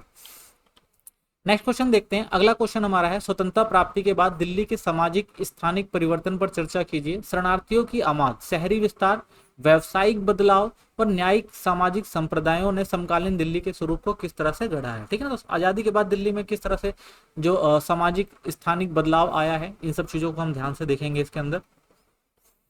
तो देखिए, स्वतंत्रता के बाद दिल्ली ने जनसंख्या, स्थानीय संरचना, आजीविका, संस्कृति, वातावरण में नाटकीय परिवर्तन देखे। कभी मुगल राजधानी, उपनिवेशिक प्रशासनिक केंद्र रही, दिल्ली अब एक विशाल महानगर के रूप में उभरी है, जिसमें विभाजन का दर्द, राष्ट्र निर्माण की बहुत सारी आकांक्षाएं आपको देखने को मिलेंगी, आधुनिकता की लहरें, नई चीजें देखने को मिलेंगी। 47 के बाद दिल्ली की कहानी त्रासदी थी, पुनर्निर्माण था, ठीक है ना, जीवटता की, जहां स्थान, लोग, संस्कृति मिलकर एक नई शहरी पहचान गढ़ते हैं। तो बहुत सारे बदलाव आपको 1947 के बाद देखेंगे, अलग अलग बदलाव हमें देखने को मिलते हैं दिल्ली में। विभाजन और शरणार्थी संकट शहरी संरचना पर पहला झटका था। हमने देखा कि 1947 के विभाजन ने दिल्ली की शहरी बनावट को पहला झटका दिया। लगभग 4,95,391 शरणार्थी, ज्यादातर हिंदू और सिख, दिल्ली पहुंचे, जो 1951 तक कुल मिलाकर जनसंख्या का 28.4 हो गए। स्कूल, मंदिर, पार्क, सड़कें स्थायी शिविरों में बदल दी गई। सरकार ने भोजन, वस्त्र और बाद में स्थायी आवास उपलब्ध कराए। अक्सर मुसलमानों की छोड़ी गई संपत्तियां, नवनिर्मित कॉलोनियां, ये सब चीजें भी हमें देखने को मिली। शरणार्थियों के परे देखें, प्रवास और जनसांख्यिक विस्फोट। तो हालांकि शरणार्थी प्रमुख घटक थे, परंतु दिल्ली की वृद्धि केवल इसी पर निर्भर नहीं थी। राजधानी को कोलकाता से दिल्ली स्थानांतरित करने यानी 1911 और दूसरे विश्व युद्ध के दौरान हुए वाणिज्य विस्तार ने पहले से ही जनसंख्या बढ़ा दी थी। तो ऐसा नहीं कि भाई कि सिर्फ देखा जाए तो जो शरणार्थी थे उन्होंने जो दिल्ली की जनसंख्या को बढ़ाया था। जब कोलकाता हस्तांतरित करी गई थी राजधानी दिल्ली, कोलकाता से जब दिल्ली राजधानी आई, तो उस और दूसरे विश्व युद्ध में जो व्यापारिक गतिविधियां शुरू हुई थी, तो उसने भी क्या किया था, दिल्ली की जनसंख्या को काफी बढ़ाया था, यानी बड़े पैमाने पर लोग जो थे वो दिल्ली में आकर बसे थे। 1961 से 1971 में जनसंख्या में क्रमशः 52.44 और फिर 52.92 की वृद्धि हुई। यानी क्या हुआ, देख रहे हैं आप किस तरह से वृद्धि, यानी 10-10 साल के अंदर वृद्धि जो है वो काफी बढ़ रही थी। उत्तर प्रदेश, पंजाब, राजस्थान, केरल जैसे राज्यों से लोग आए। दिल्ली का विस्तार दोनों प्राकृतिक व राजनीतिक कारणों से हुआ। तो दोनों प्रकार से देखते हैं कि भाई प्रवास की वजह से हुआ और जन्म और मृत्यु के कारण भी जो है दिल्ली में काफी परिवर्तन आपको देखने को मिलता है। नव दिल्ली का निर्माण, कॉलोनियों की स्थापना। जनसंख्या वृद्धि के साथ दिल्ली का भौगोलिक क्षेत्र भी फैला। सरकार ने करोड़ों रुपए की लागत से कॉलोनियां बनाई।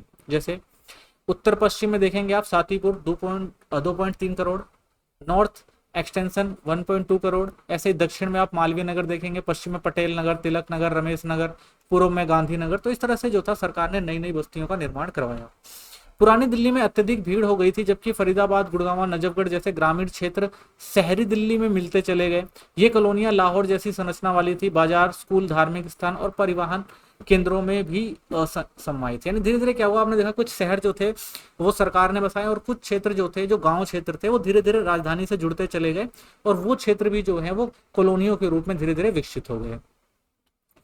उच्च वर्गीय क्षेत्रों का विकास और शहरी अलगाव। स्थायित्व के बाद उच्च वर्गीय आवासीय क्षेत्र उभरे, जैसे वसंत विहार हो गया, greater Kailash, defence colony, new friends colony. तो ये जो थे उच्च वर्ग, यानी यहाँ पर जो अच्छे खासे वर्ग के लोग थे, उन लोगों के घर जो है यहाँ पर आपको देखने को मिलेंगे। इन्होंने नई नई कॉलोनियां बनाई।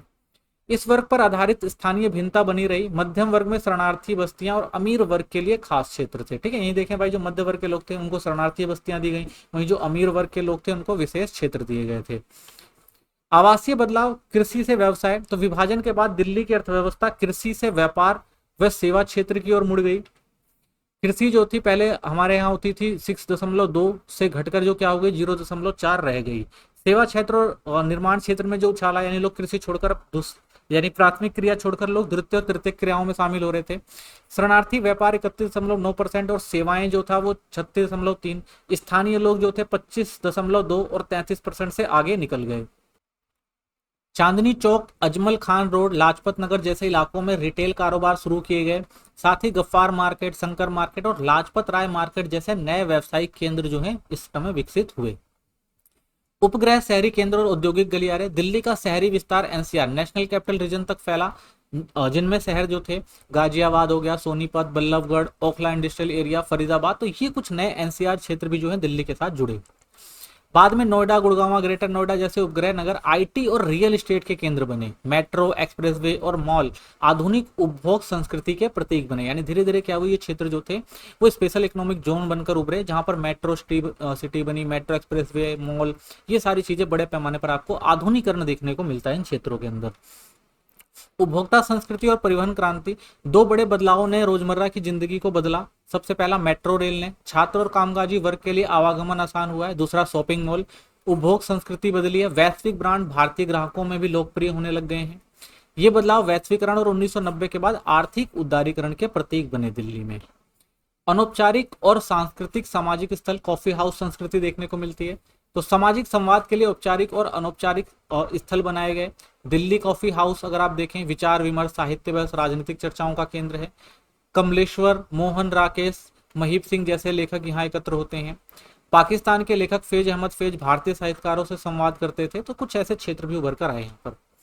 इंडिया हैबिट सेंटर, जिम खाना क्लब और इंडिया इंटरनेशनल सेंटर जैसे उच्च वर्गीय संस्थान सांस्कृतिक कार्यक्रमों के आयोजन बजे। यानी यहाँ पर ऐसे संस्थान भी विकसित हुए जहाँ पर बहुत सारे सांस्कृतिक कार्यक्रम भी करवाए जाते हैं। लिंग आधारित स्थान और सामाजिक बहिष्करण, हालांकि दिल्ली में सांस्कृतिक जीवन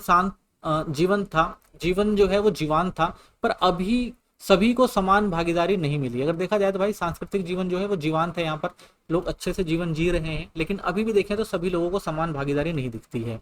महिलाएं लेखिकाएं काफी हाउस संस्कृति से आज भी बाहर रही हैं।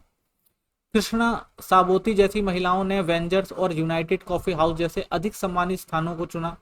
बाद में बैरिस्टा और कैफे कॉफी डे जैसी श्रृंखलाओं ने भी महिलाओं और युवाओं के लिए अधिक समावेशी मंच प्रदान किए हैं, भले ही वे अधिक व्यावसायिक रहे हों। तो ये कुछ नए बदलाव हमें देखने को मिलते हैं। समाज में बहुत सारे चीजें भी देखने को मिलती है हमें यहाँ। स्मृति, आत्मपरकता और शहरी पहचान, दिल्ली का अतीत आज भी याद किया जाता है। पुरानी दिल्ली की गलियां धुएं से भरे कॉफी हाउस, भीड़ भाड़ वाले शरणार्थी शिविर, विस्थापन की पीड़ा, पुनर्निर्माण की जीवटता ने दिल्ली को एक बहुस्तरीय पहचान दी है, जहां एक साथ महानगरीय और विभाजित दोनों रही है। तो दो तरह की दिल्ली आपको देखने को मिल जाएगी, जहां आपको एक महानगरीय चीज देखने को मिलेगी, बहुत डेवलप्ड चीज देखने को मिलेगी, वहीं यहाँ पर आपको कुछ जगहों पर ऐसी भी चीजें दिखेंगी जो काफी पिछड़े हुए हैं। तो कह सकते हैं स्वतंत्रता के बाद दिल्ली का परिवर्तन बहुआयामी था। शरणार्थी, पुनर्निवास, जनसंख्या दबाव, शहरी विस्तार, व्यवसाय में बदलाव, नई सामाजिक संस्कृति अंत्यक्रिया से भरपूर है। हिंसा और भीड़भाड़ से जूझती दिल्ली पुनर्निर्माण, जीवटता की प्रतीक बन गई। यह शहर राजनीतिक, साहित्य और विभाजन की स्मृतियों को जीता जागता दस्तावेज बन गया है। भारत के 20वीं सदी के सामाजिक परिवर्तन में सशक्त प्रतिबंध है। ठीक है, तो कह सकते हैं 20वीं शताब्दी में अगर हम दिल्ली को देखते हैं तो एक परिवर्तनशील दिल्ली देखने को मिलती है और बहुत सारी नई चीजें आपको यहाँ पर और बनती हुई दिखाई देती हैं। आइए हम नेक्स्ट क्वेश्चन देखते हैं। अगला क्वेश्चन हमारा है, स्वतंत्रता प्राप्ति के बाद समकालीन दिल्ली में घटित प्रमुख राजनीतिक उथल पुथल आलोचनात्मक समीक्षा कीजिए, विशेष रूप से 1966 गोरक्षा आंदोलन, 1984 के सिख विरोधी दंगे और 1990 के मंडल विरोधी आंदोलन के संदर्भ। ठीक है, तो इन घटनाओं ने दिल्ली को सामाजिक राजनीतिक वातावरण को किस प्रकार से प्रभावित किया, इसे हम देखेंगे। ठीक है ना, तो दिल्ली में जो भी राजनीतिक उथल पुथल था उसको समझेंगे, और तीन जो महत्वपूर्ण आंदोलन दिल्ली में आपको देखने को मिले थे उसके बारे में चर्चा करेंगे और देखेंगे समाज पर इसका क्या प्रभाव पड़ा। स्वतंत्र भारत की राजधानी दिल्ली, जहां एक और राष्ट्र निर्माण और शहरी विकास की प्रक्रिया चल रही थी। ठीक है, तो अगर हम देखें तो स्वतंत्र भारत के बाद जब राजधानी दिल्ली अपने राष्ट्र निर्माण में आगे आ रही थी, ठीक है ना, एक नया शहरी स्वरूप ले रही थी, तो वहीं दूसरी तरफ देखते हैं यहाँ पर राजनीति जो थी वो भी उथल पुथल हो रही थी। यानी राजनीति में भी उथल पुथल का दौर यहाँ पर देखने को मिलता है। विभाजन के बाद आपने देखा सांप्रदायिक, जो भी सामाजिक सांप्रदायिक तनाव थे वो उभर रहे थे दिल्ली में। उसके बाद हम कुछ समय बाद देखते हैं यहाँ पर धार्मिक, जातीय और वैचारिक आधार पर बहुत सारे आंदोलन उभर कर आते हैं, जिसमें तीन आंदोलन महत्वपूर्ण होते हैं। गोरक्षा आंदोलन, 1984 का सिख विरोधी दंगा, 1990 का मंडल विरोधी आंदोलन। तो ये तीनों आंदोलन न केवल दिल्ली राजनीति चेतना को प्रभावित करा, बल्कि भारत के लोकतंत्र में पहचान आधारित राजनीति की बढ़ती भूमिका को भी उजागर किया कि भाई किस तरह से जो राजनीति है भारत के अंदर बढ़ रही है और किस तरह से हमारा लोकतंत्र जो है वो राजनीति को और ज्यादा प्रभावित कर रहा है।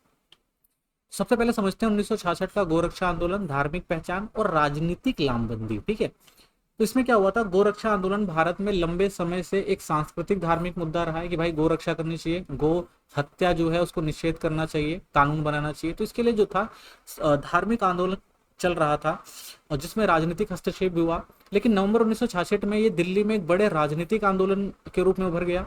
इसमें आरएसएस, हिंदू महासभा, विश्व हिंदू परिषद, भारत साधु समाज जैसे संगठनों ने स्वामी जो कारपात्री जी महाराज थे उनके नेतृत्व में संसद के पास एक विशाल प्रदर्शन किया कि भाई ये आंदोलन है, इस आंदोलन में ये बात रखी जा रही है कि जो गौ हत्या है उसको रोकना चाहिए, इसको कानूनी तौर पर निषेध करना चाहिए। तो इसके खिलाफ क्या हुआ, बहुत बड़ा आंदोलन शुरू किया गया। ठीक है, तो लगभग 1.2 लाख जो लोग थे भीड़ में शामिल हुए, जिसमें हजारों जो थे साधु शामिल थे।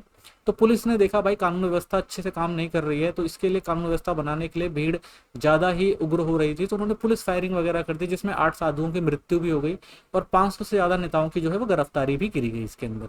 दिल्ली में कर्फ्यू लगा दिया गया, बहुत सारे लोगों ने जो भूख हड़तालें करी, कई हफ्तों तक ये सब चीज चलता रहा ऐसे ही।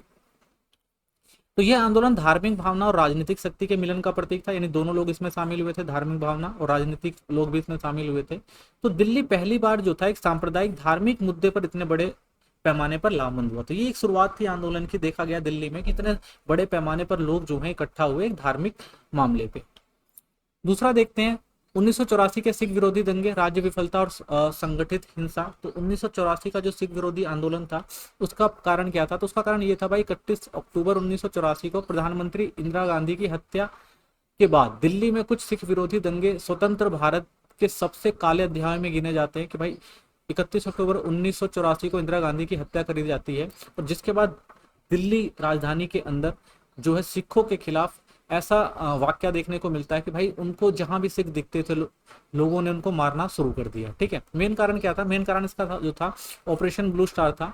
इसकी पृष्ठभूमि में अगर देखें तो इंदिरा गांधी ने क्या किया था भाई कि कुछ चरमपंथी लोग जो थे वो स्वर्ण मंदिर में घुस गए, तो जो सिखों का पवित्र स्थान है, और इंदिरा गांधी ने वहां पर ऑपरेशन ब्लू स्टार चला के कुछ वहां पर लोगों को पकड़ा था या कुछ लोगों की वहां पे हत्या कराई गई थी, जिससे क्या हुआ था कि उनका जो धार्मिक भावना थी वो आहत हुई थी, स्वर्ण मंदिर में खून खराबा हुआ था। तो इसके खिलाफ जो थे सिख बहुत ज्यादा, और इंदिरा गांधी के 2 बॉडीगार्ड हुआ करते थे सिख, उन्होंने क्या किया, इसका बदला लेने के लिए इंदिरा गांधी की हत्या कर दी। और इसके बाद हम देखते हैं कि दिल्ली के अंदर जो है दंगों का दौर शुरू होता है और सिखों को उनकी पहचान के आधार पर मारा जाता है। तो दिल्ली में लगभग 2800 सिखों की हत्या करी गई, जिसमें मंगोलपुरी, त्रिलोकपुरी, सुल्तानपुरी जैसे क्षेत्रों में सबसे अधिक हिंसा हुई। पुलिस निष्क्रिय रही, यानी पुलिस कुछ कर नहीं पाई, दंगों को रोक नहीं पाई। मतदाता सूची का प्रयोग कर सिखों को घरों पर निशाना बनाया गया, यानी मतदाता सूची में देखा गया कहाँ कहाँ सिख रहते हैं और उनके जगहों की पहचान कर पर उन पर हमला किया गया। नानावती आयोग 2004 की रिपोर्ट के अनुसार कांग्रेस नेताओं की भूमिका, यानी इसमें देखने को मिलता भाई जो कांग्रेस नेता थे उनकी भूमिका संदिग्ध थी, उन लोगों ने काफी बड़े पैमाने पर ये सारे काम किए और पुलिस की निष्क्रियता उजागर हुई। पुलिस ने भी भाई इनके ऊपर कोई एक्शन नहीं लिया और उनके लिए कोई काम नहीं किया, सिखों को बचाने का भी कोई प्रयास नहीं किया। तो ये चीज भी देखने को मिलती है। तो ये दंगे दर्शाते हैं कैसे राज्य की निष्क्रियता और राजनीतिक मिलीभगत सांप्रदायिक हिंसा को बढ़ावा दे सकती है। किस तरह भाई अगर राज्य ढंग से काम नहीं कर रहे हैं, वो पुलिस प्रशासन को अच्छे से कंट्रोल नहीं कर रहे हैं और राजनीतिक लोग ही अगर ऐसी चीजों में शामिल हो जाएंगे तो सांप्रदायिक हिंसा जो है उसको रोका नहीं जा सकता। ठीक है ना, ये चीज हमें देखने को मिली उस टाइम। 1990 का मंडल विरोधी आंदोलन, शहरी मध्यवर्ग और जातीय राजनीति। 1979 में गठित मंडल आयोग ने ओबीसी वर्ग के लिए 27% आरक्षण की सिफारिश की थी। जब प्रधानमंत्री वीवी ने इसे लागू किया तो दिल्ली छात्रों के गुस्से का केंद्र बन गया। ठीक है, तो 27 यानी अन्य पिछड़ा वर्ग था, उनको आरक्षण की बात कही गई थी, तो मंडल आयोग ने ये सिफारिश भेजी थी जिसको लागू किया गया था और इसके चलते बहुत सारे जो छात्र थे वो नाराज हो गए थे, उन्होंने बड़े पैमाने पर इसके खिलाफ आंदोलन चलाया। विश्वविद्यालय में, कॉलेजों में हड़तालें हुई, ट्रैफिक जाम और संस्थान बंद कर दिए गए। देशबंधु कॉलेज के छात्र राजीव गोस्वामी जो थे उन्होंने आत्महत्या का प्रयास किया। ठीक है, जिससे आंदोलन जो था और ज्यादा तीव्र हुआ और वो एक आंदोलन के प्रतीक के रूप में उभर कर आए। बाद में दिल्ली विश्वविद्यालय छात्र संघ डूसू के जो अध्यक्ष भी बने थे। आंदोलन के बावजूद सर्वोच्च न्यायालय ने आरक्षण को बरकरार रखा। तो भाई आंदोलन तो रहा, आंदोलन काफी चला, लेकिन क्योंकि संसद में ये पास हो चुका था तो सर्वोच्च न्यायालय ने भी भाई इसको मान्यता दी और ये जो था वो बरकरार रहा। ठीक है, तो ये आंदोलन जाति, योग्यता और सामाजिक न्याय को लेकर उभरती हुई बहस को दर्शाता है। तो इसमें भी हम देखते हैं भाई कुछ लोग जो जाति तौर पर पिछड़े हुए हैं तो उनको सामाजिक न्याय देने के लिए चलाया गया, लेकिन बहुत सारे लोग कहते हैं भाई योग्यता के आधार पर ये सारी चीजें होनी चाहिए, तो वो लोग क्या करते हैं, इसका विरोध भी करते हैं। तो ऐसे भी बहुत सारे हमें मुद्दे देखने को मिल जाते हैं। समान सूत्र, राज्य पहचान और विरोध। तो हमने क्या देखा भाई, 3 घटनाएं देखी, अलग अलग होने के बावजूद कई समानताएं साझा थी इसके अंदर। सभी पहचान आधारित आंदोलन थे। ठीक है, दिल्ली में इनमें से प्रत्येक का केंद्र, दिल्ली प्रत्येक का केंद्र बनी। राज्य की भूमिका हर बार सवालों के घेरे में रही। ठीक है, चाहे वो हम गो वाले में देखें, या फिर हम इंदिरा गांधी वाले में, या फिर आरक्षण वाले मुद्दे पर देखें, तो कभी पुलिस गोलीबारी, तो कभी निष्क्रियता और कभी असमंजस। तो हमने देखा भाई पुलिस ने कहीं पे गोलाबारी का उपयोग किया, कहीं पे वो शांत रही, और कहीं पर वो इस स्थिति में रही भाई कि क्या चीज रोकी जाए क्या ना करी जाए। तो ये सब चीजें हमने देखा। इन घटनाओं ने भारतीय लोकतंत्र में संवैधानिक आदर्शों और जन भावनाओं के बीच टकराव को भी उजागर किया है कि भाई जो हमारे यहाँ संवैधानिक लोकतंत्र यानी जो संविधान में लिखा गया है तो उसको मान्यता देनी चाहिए, लेकिन लोग क्या करते हैं कई बार भाई आंदोलन वगैरह करते हैं, तो इससे क्या होता है हमारे लोकतंत्र को भी थोड़ी समस्या का सामना करना पड़ता है। दिल्ली का नागरिक राजनीतिक प्रभाव। प्रत्येक आंदोलन ने दिल्ली की राजनीतिक और सामाजिक संरचना को किसी ना किसी रूप में बदला है। जैसे 1966 की बात करते हैं तो 1966 की अगर हम बात करें तो उत्तर भारत में दक्षिणपंथी राजनीति को नया बल मिला। वहीं 1984 की बात करते हैं तो नागरिक अधिकारों और न्याय की मांग को लेकर आंदोलन खड़े हुए हैं। वहीं 1990 की बात करते हैं तो छात्र राजनीति में जाति आधारित विचारधारा का प्रवेश हुआ है। तो इन घटनाओं ने राज्य और पुलिस की निष्पक्षता पर भी अविश्वास पैदा किया है, जिससे एनजीओ और नागरिक समूहों का भी आजकल हम देखते हैं उदय हुआ है। ये लोग जो है पुलिस की जो कार्यवाही पर ध्यान रखती हैं। दिल्ली राष्ट्रीय अंतर्विरोधी का आईना। राजधानी होने के कारण दिल्ली केवल घटना स्थल नहीं रही है बल्कि वह मंच बन गई है जहां राष्ट्रीय स्तर के संकट उभरते और तीव्र होते हैं। तो जो भी घटनाएं या समस्याएं होती हैं वो दिल्ली राजधानी पे आकर रुकती हैं, आपने देखा ही होगा। धर्म और जाति राजनीति हथियारों के रूप में उपयोग किया गया है। यहाँ शहरी शांति की नाजुकता बार बार उजागर हुई है। विरोध के रूप में बदले 1966 में साधुओं की भूख हड़ताल से लेकर 1990 में छात्रों की आत्महत्या की कोशिश तक, तो ये सारे मुद्दे जो हैं आपको दिल्ली राजनीति क्षेत्र में देखने को मिल जाते हैं। तो कह सकते हैं 1966 से 90 के बीच दिल्ली घटित राजनीतिक उथल पुथल केवल स्थानीय घटनाएं नहीं रही हैं, बल्कि वे भारत के लोकतंत्र की जटिलताओं और पहचान आधारित राजनीति की शक्ति को भी दर्शाने में निर्णायक क्षण रहे हैं। इन आंदोलनों ने न केवल राज्य की सीमाओं को उजागर किया है बल्कि नागरिक समाज और न्यायिक सक्रियता और राजनीतिक ध्रुवीकरण को भी जन्म दिया है। दिल्ली की इन घटनाओं को समझना भारत की राजनीतिक विकास और वर्तमान सामाजिक ताने बाने को समझने के लिए अनिवार्य है। ठीक है, तो अगर भारत को समझना है तो दिल्ली को समझना जरूरी है, क्योंकि जो भी चीजें होती हैं वो दिल्ली से ही होकर जाती हैं। ठीक है, थैंक फॉर वॉचिंग। मिलते हैं नेक्स्ट वीडियो में। चैनल को सब्सक्राइब कर दें, वीडियो को लाइक करें, और कोई क्वेश्चन हो तो जरूर कमेंट करें। धन्यवाद।